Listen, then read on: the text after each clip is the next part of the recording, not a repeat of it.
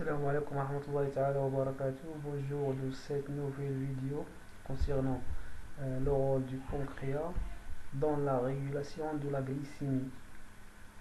C'était une vidéo pour le modèle de la physiologie animale. Donc on va étudier le rôle du pancréas dans la régulation de la glycémie ou bien la régulation du taux du glucose sanguin. Premièrement, le pancréas, c'est une glande mixte qui joue un rôle endocrine par la sécrétion des hormones essentiels pour la régulation de la glycémie et un rôle exocrine par la sécrétion du sucre digestif qui s'écoule dans l'intestin et qui opère la digestion des substances grasses. Donc le pancréas بالنسبة للبنكرياس عنده جوج ديال لي رول، اما عنده رول اكزوكرين و رول اندوكرين. ديك لا سيكريسيون اللي كتكون في الدم والاكزوكرين اللي كتوصلات للبنكرياس هي اللي كتساعد لينا في الهضم. دونك il faut bien définir chaque hormone qui influence le taux du glucose sanguin. En prenant l'exemple de l'insuline, qui est une hormone naturellement sécrétée par le pancréas, plus précisément par des cellules spécialisées situées dans des îlots de Langerhans. Ce sont les cellules alpha, ou bien les cellules bêta, pardon. Ce sont les cellules bêta. Alors, elle permet au glucose, qui est un sucre, d'entrer dans les cellules du corps. Celles-ci utilisant le glucose comme énergie ou le mettront en réserve pour une utilisation future. Dans le cas de la foie, bien du foie, la présence de l'insuline permet à le glucose de se transformer en glycogène. C'est la glycogénogenèse, c'est la formation du glycogène à partir du glucose. Chez les personnes non diabétiques, l'insuline est sécrétée de façon continue. L'organisme produit la quantité nécessaire d'insuline en fonction de ses besoins et des limites normales. Par exemple, après un repas, le pancréas sécrète une quantité supplémentaire d'insuline, ce qui permet au glucose sanguin de rester dans les limites normales. Pour l'insuline chez les personnes diabétiques, on remarque deux types, ou bien deux cas. Chez la personne diabétique de type 1, le pancréas ne produit pas l'insuline, la production de l'insuline. C'est pourquoi elle doit s'injecter de l'insuline plusieurs fois par jour afin d'imiter le fonctionnement normal du pancréas. Donc باش نعوضو داك الانسولين اللي مكيتنتجش لينا في البنكرياس كنديرو الحقن ديال الانسولين في الكلينيك مثلا. Chez la personne le deuxième cas, chez la personne diabétique de type 2, le pancréas produit encore de l'insuline, mais celle-ci n'est pas bien utilisée par le corps, efficace. Par conséquent, la personne a souvent besoin de médication antidiabétique. Parfois elle doit également s'injecter de l'insuline. Donc ضروري كيخصنا داك الحقن ديال الانسولين يستعملوهم الشخص اللي ديابيتيك. Alors on نبداو les effets physiologiques de l'insuline. Vue d'ensemble de la régulation de la glycémie. Quand nous prenons un repas riche en glucides, nous souffrons d'une hyperglycémie. Donc on a une augmentation du taux du glucose sanguin. Donc on aura la stimulation des cellules bêta qui sont responsables de la synthèse et la libération d'insuline de le sang. Après, on obtient une action sur des organes cibles pour le foie. On a la transformation du glucose en forme de réserve qui est la glycogène. Dans les muscles, une partie du glucose sanguin est transformée en glycogène et une partie transformée en énergie ATP.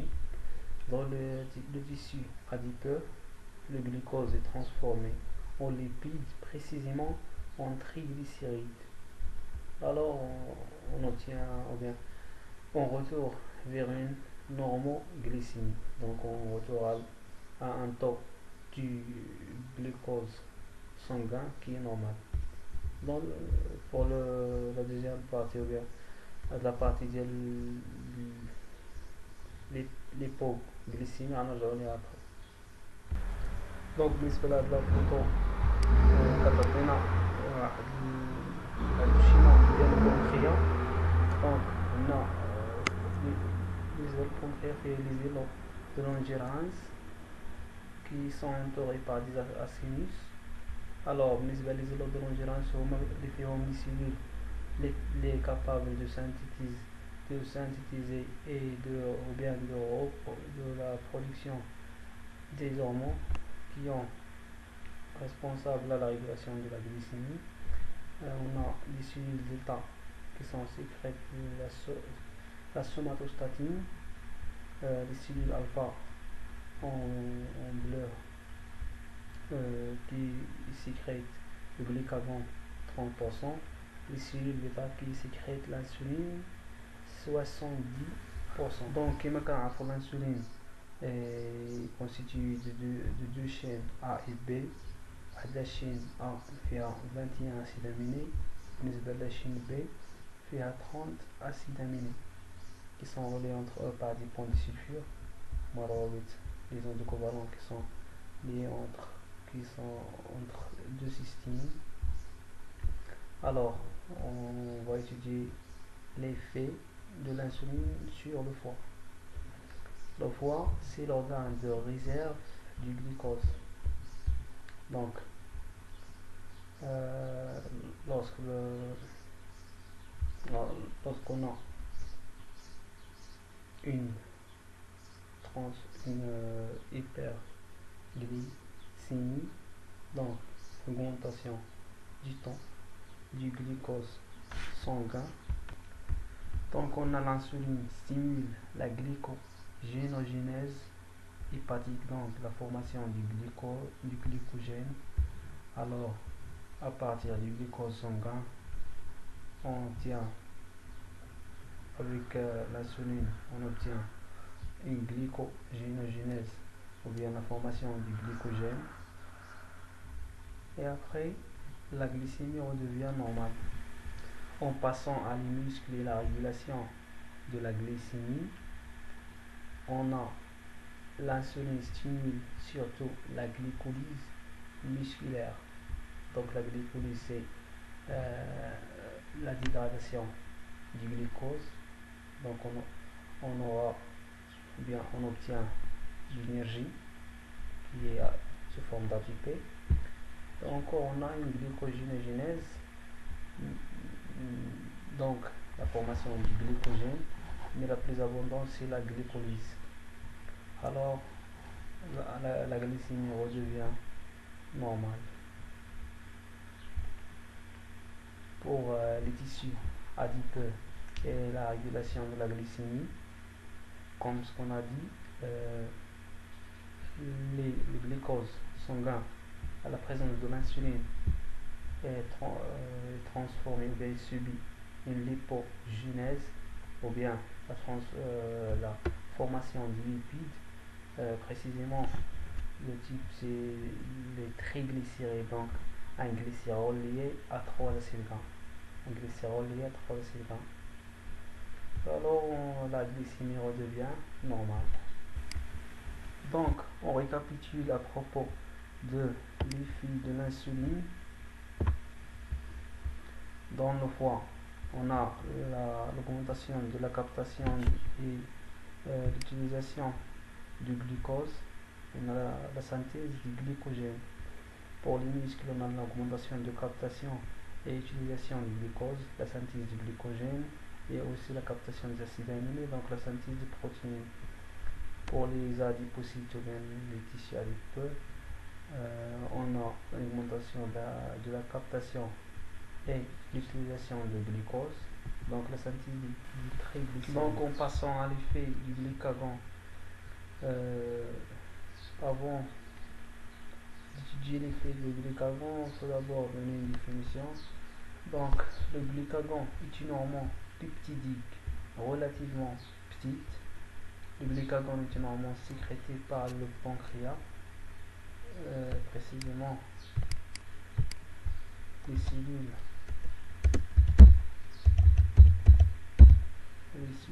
alpha.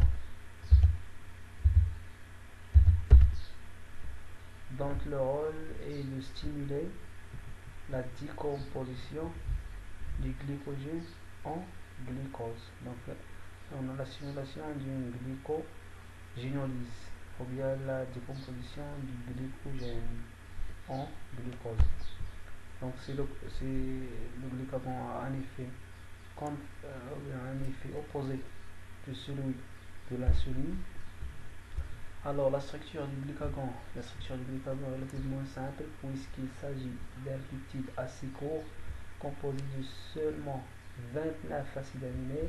Elle est synthétisée par des cellules alpha, des isodolandérase du pancréas.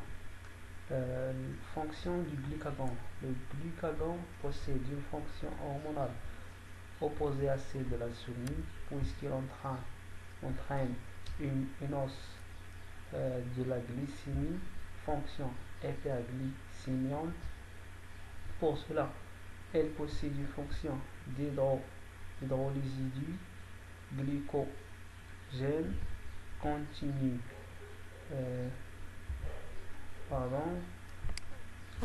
Il possède une fonction d'hydrolyse du glycogène continu dans le foie, ce qui provoque la libération de molécules de glucose dans le sang. Ce phénomène est appelé la glycogénolyse.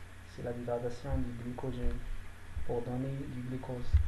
La régulation de l'action de l'insuline et du glucagon permet de maintenir une glycémie correcte et appropriée à l'effort fourni par l'organisme. Alors نرجع la figure هذه. مثلا إذا كان واحد لو جون qui a une hypoglycémie, donc la diminution du taux du glucose sanguin, يعني ينزل على القيمة المعتادة ديالو ou bien على القيمة normale. On a la stimulation des cellules alpha qui sont responsables de la synthèse et la libération du glucagon dans le sang. Après la libération du glucagon dans le foie, comme nous avons dit, la glycogénolyse, donc la dégradation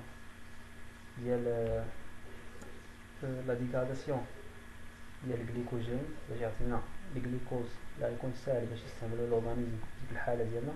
بالنسبه للميسكل لي تيسي اديبيو غادي نديروهم في la récapitulation. Alors concernant l'effet physiologique du glucagon, c'est le schéma de la molécule du glucagon constitué de 29 acides aminés. Alors l'effet sur le foie. Donc le foie est un organe de libération du glucose. Alors dans une hypoglycémie, donc la diminution du taux du glucose sanguin, on a la libération ou bien on a la stimulation des cellules alpha qui libèrent le glucagon qui est ça, donc transforme le glycogène en glucose. Donc il fait la glycogénolyse, donc la dégradation du glycogène pour le transformer en simple glucose. qui sera simplement consommé par l'organisme. Alors on revient à une glycémie normale. Donc le foie, c'est le seul organe capable de libérer du glucose lors de l'hypoglycémie. Donc c'est le seul organe. Libération du glucose hépatique, stabilité de la glycémie entre les repas. Alors on passe directement à la récapitulation. L'effet du glycagon pour le foie, la libération du glucose par catabolisme du glycogène et néoglycogénèse. Pour les muscles, dans les muscles, le catabolisme de glycogène, catabolisme de protéines, c'est le catabolisme le fait de dégrader, et la libération après le catabolisme de protéines, la libération d'acides aminés, l'adipocyte, le catabolisme des triglycérides. Donc on a la dégradation des triglycérides, de telle sorte la libération du glycérol et l'acide gras. Donc بهذا غادي نكونوا سالينا لا فيديو ديالنا كون ريكابيتولاسيون. لا ريكابيتولاسيون على هادشي اللي شفنا بالنسبه للبنكرياس عنده كيلعب لنا جوج ادوار. واحد الدور في لا ريغولاسيون ديال لا غليسيمي بيان ديال لو طو دو غلوكوز سونغان. واحد الدور اخر لا sécrétion du sucre digestif اللي كيلعب دور كتخلينا في لا ديجيستيون لي زاليمون. حنا طرقنا في هاد لا فيديو ديالنا البروميي كا بيان لو رول اندوكرين ديال لا غلوند بيان ديال البنكرياس. الوغ في الحالة قلنا في الحالة ديال l'hyperglycémie, donc l'augmentation du taux du glucose sanguin, on a la stimulation des cellules bêta qui synthétisent et libèrent l'insuline dans le sang واللي كيدير لنا الترانسفورماسيون ديال الجلوكوز en glycogène بالنسبة للفوا. بالنسبة للمشكل كدنا une partie كتحول لنا الجليكوجين مي لا بليز ابوندون هو كطرى لنا على مستوى المشكل كتعطينا واحد لا غليكوليز دونك لا ديغراداسيون دو غليكوجين وكتعطينا لا تي بي واحد لا فورم دينيرجي اللي هي لا تي بي. وبالنسبة لو تيسيو اديبو كطرى لنا لا ليبوجينيز دونك لا فورماسيون دي ليبيد قلنا هما لي تريغليسيريد. دونك à partir de glucose et à la présence de l'insuline on a la formation de triglycérides. في الحالة الثانية ديال l'hypoglycémie donc la diminution du taux de glucose sanguin كطرى لنا la stimulation ديال les cellules alpha qui sont responsables de la synthèse et de la libération le glucagon de le sang. هو اللي كيدير لنا العكس كيدير لنا لا ديغراداسيون ديال الجليكوجين كي ريزيرف كي لي بقا مستوك لينا كون فورم دو ريزيرف دون لو فوا كيدير لا ديغراداسيون دونك كطلع لنا واحد لا غليكوجينوليز هي لا ديغراداسيون دو غليكوجين باش كيعطينا واحد الجليكوز اللي كتستافد منه الحالة ديال ديك الحالة ديال ليبوغليسيمي. دونك بهذا نكونو سالينا. بالتوفيق ان شاء الله.